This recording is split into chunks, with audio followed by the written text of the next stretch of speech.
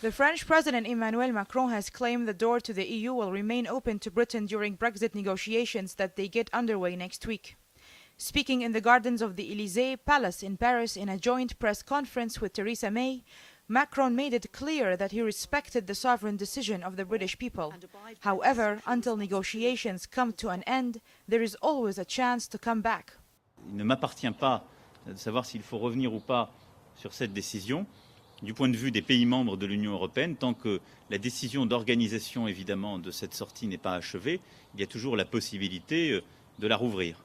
Mais il faut être clair, organisé, et une fois qu'elle a commencé, il faut être collectivement conscient qu'il est beaucoup plus difficile de revenir en arrière.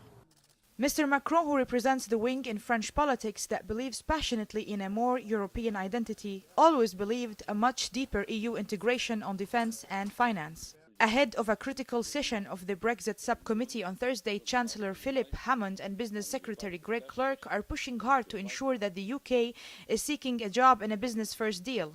On another note, the European Union has revealed a draft law to give it the power to move to the lucrative euro clearing business out of London and keep it in the EU after Britain leaves the Union in 2019. On another note, despite the popularity of Macron outside France and by the European Union, his pro-European ideals may be counter-argued in his own country. الإصلاحات التي يعد بها مشكك فيها من أغلبية الشعب الفرنسي، ومثلا قانون الإرهاب، وهو ليس قانون إرهاب، هو قانون وضع فرنسا بحالة طوارئ مستمرة، وهذا يفتح المجالات لعدة تجاوزات أمنية وعسكرية وإلى آخره، وتحد من الحريات العامة.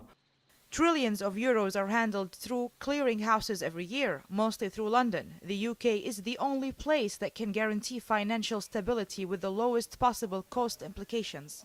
As Europe faces the departure of the largest EU financial centre, a step is needed for finding a different option for a city other than London. On the other hand, European politicians detected a shift in the mood around Brexit, with France Macron saying the door was open until the negotiations had concluded for Britain to remain a member of the EU.